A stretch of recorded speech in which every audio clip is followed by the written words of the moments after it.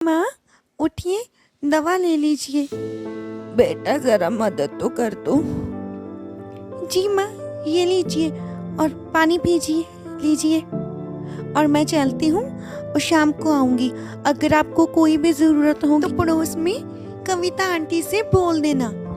महक एक माता पिता की इकलौती बेटी थी और वह गरीब घर में ही पैदा हुई थी, परंतु एक सड़क हादसे में उसके पिता की मौत हो गई थी और माता जी भी अक्सर बीमार रहती थी। उनका इलाज एक बड़े अस्पताल में होकर ही वो ठीक हो सकती थी। महक एक सब्जी बेचा करती थी। वह सुबह जाती थी और शाम को लौट आती थी। सब्जी ले लो, सब्जी, हरी हरी सब्जी ले लो, ताजी सब्जी ले लो, आओ सब्जी ले लो, सब्जी। माँ मैं आ गई हूँ और आप बैठिए, मैं आपके लिए खाना बनाती हूँ। इतना सुनते ही कौशल्या की आंखों में आंसू आ जाते हैं। बेटा, अगर तुम्हारा कोई भाई होता तो तुम्हें इतनी मेहनत ना करनी पड़ती। और मुझे देखो, मैं बिस्तर पर ही लेटी रहती हूँ और तुम्हें इतना काम करना पड़ता है। तो फिर क्या हुआ माँ, हमारे पास जितना है उतना ही काफी है। भगवान हमें सब कुछ सोच समझ कर देता है और अब भी सब कुछ अच्छा है। तुम वैसे ही इतना चिंता करती रहती हो। अब उठो, चलो खाना खा लो। दूसरे दिन फिर से वह बाजार में सब्जी लेकर जाती है और आज तो एक भी सब्जी नहीं बिकी और रक्षाबंधन भी आ रहा है। अगर सब्जी ना बिकी तो मैं रक्षाबंधन के लिए राखियाँ कहाँ से लेकर आऊंगी। अचानक ही वहाँ पर एक बड़ी सी गाड़ी आती है और वह एक अमीर घराने की गाड़ी होती है। पापा पापा, मुझे कुछ खाना है, मुझे भूख लगी है। बेटा मैं अभी कुछ खाने के लिए लेकर आता हूँ, तुम गाड़ी में ही बैठे रहना, बाहर मत निकलना। अरे पापा तू आए नहीं, कितना टाइम हो गया और मैं तो बोर हो रहा हूँ। चलो बाहर जाकर देख कर आता हूँ। अरे साहब साहब, सब्जी ले लो, बहुत ही ताजा सब्जी है और फ्रेश भी है। सब्जी ले लो, सुबह से साहब बोनी नहीं हुई है, कुछ तो ले लो। वह देखकर मोहन सोचने लग जाता है, भाई इतनी सुंदर लड़की सब्जी क्यों बेच रही है, और अगर मेरी बहन होती तो बिल्कुल ऐसी ही होती। क्या नाम है तुम्हारा और क्या करती हो तुम? साहब मेरा नाम महक है और मैं सब्जी बेचती हूँ। तो तुम्हारे पिताजी कहाँ है और माता कहाँ है? मेरे पिताजी किसी कार एक्सीडेंट में मारे गए थे और मेरी माँ बीमार होने के कारण वो घर पर ही रहती है। जब तक उनका एक बड़े हॉस्पिटल में इलाज नहीं होता तब तक वह चल फिर नहीं सकती और इसीलिए मैं सब्जी बेचती हूँ। इन पैसों को इकट्ठा करके मैं अपनी माँ का इलाज करवाऊंगी। इतना सुनकर ही वह भावुक हो जाता है कि इतनी छोटी ही उम्र में वह कितनी समझदार है और कितना काम करती है। हेलो अंकल जी, मैं आपको एक काम दे रहा हूँ। यहाँ बाजार में जहाँ मैं और पापा रुके हुए हैं वहाँ आकर एक लड़की से सारी सब्जी ले जाओ। अच्छा तो मैं चलता हूँ, मेरे पापा देख लेंगे तो मुझे बहुत मारेंगे।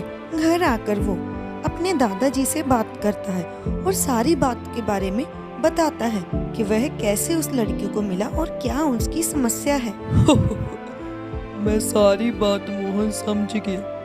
अब मैं ऐसा करता हूँ, हम अपने फैमिली डॉक्टर से अपॉइंटमेंट ले लेते हैं और तुम उस बच्ची को दे आना, ठीक है? अगले दिन रक्षाबंधन होता है और धूमधाम से सब लोग बाजार में जाकर राखी खरीद रहे होते हैं और महक भी सुबह सुबह राखी लेकर बाजार में चली जाती है। अपने ठेले पर अच्छे से वह राखी सजा देती है। शाम हो जाती है और महक की सारी राखियां बिक जाती है और महक बहुत खुश होती है। अचानक ही वहां से मोहन आ रहा होता है। भैया आप? थैंक यू भैया, कल आपकी वजह से मेरी सारी सब्जी बिक गई और उसी पैसों से मैंने आज ये राखियाँ ली है। तो तुमने सभी राखी बेच दी? नहीं भैया, मेरे पास अभी एक राखी बची है। पर तुमने अभी तो कहा था, वो जब औरत आई थी, कि सभी राखी बिक गई है, एक भी नहीं बची है। अगर आप गुस्सा ना करें तो मेरा कोई भी भाई नहीं है और कल आपने इतनी मदद की और अगर आप गुस्सा न करें तो क्या मैं आपको राखी बांध सकती हूँ? अरे चुटकी, इसमें पूछने वाली कौन सी बड़ी बात है। मेरी भी कोई बहन नहीं है, अगर होती तो तुम्हारे जैसी ही होती। महक मोहन की राखी बांध देती है और मोहन आगे से उसे वो अपॉइंटमेंट लेटर पकड़ा देता है। अरे भैया, ये क्या है? चुटकी, ये अपॉइंटमेंट लेटर है और मेरी तरफ से रक्षाबंधन का तोहफा समझो। अब तुम माँ का इलाज एक बड़े अस्पताल में करवा सकती हो। और ऐसे करते करते महक की माँ बिल्कुल सही हो जाती है और वह चलने फिरने भी लग जाती है। ऐसे करते करते अगला साल आ जाता है और महक फिर से वहीं जाती है जहाँ वह मोहन को राखी बांध कर आई थी, परंतु इस बार मोहन वहाँ पर नहीं आता। सुबह से शाम हो जाती है, बारिश में महक बिल्कुल भीग जाती है, पर मोहन वहाँ पर बिल्कुल नहीं आता और वह निराश होकर घर पर आ जाती है। सब्जी ले लो, सब्जी, मी आहे ना, सब्जी ले लो। फिर से अगला साल आ जाता है, परंतु मोहन फिर से वहाँ नहीं आता। तो इस बार महक मोहन के घर जाने के बारे में सोचती है और वह वहाँ जब जाती है तो देखती है। ए लड़की, कहाँ घुसे जा रही है? कहाँ जाना है तुझे? मुझे मोहन भाई से मिलना है। आज रक्षाबंधन है और मैं उनको रक्षाबंधन की राखी बांधने आई हूँ। कौन सी राखी? मोहन सर की कोई भी बहन नहीं है। और तुम कौन हो और कहाँ से चली आते हो तुम लोग? तो महक वहाँ से निराश होकर घर वापस चली जाती है। ऐसे करते ही 10 साल बीत जाते हैं और जब 10 साल के बाद वह फिर से जाती है मोहन के घर। अरे भाई, तुम आ गए। मैंने तुम्हारा 10 साल तक इंतज़ार किया और तुम कहाँ चले गए से? कौन हो तुम? मैं तुम्हें नहीं जानता। अरे भैया, 10 साल पहले मैंने आपको राखी बांधी थी और आपने मुझे तोहफा भी दिया था। पता नहीं कहाँ कहाँ से तुम लोग आ जाते हो। मैं किसी को नहीं जानता। मैंने किसी की राखी नहीं बांधी और ऐसी लड़की को मैं राखी बांधूंगा? यहाँ से चली जाओ, मैं तुम्हें बिल्कुल नहीं जानता।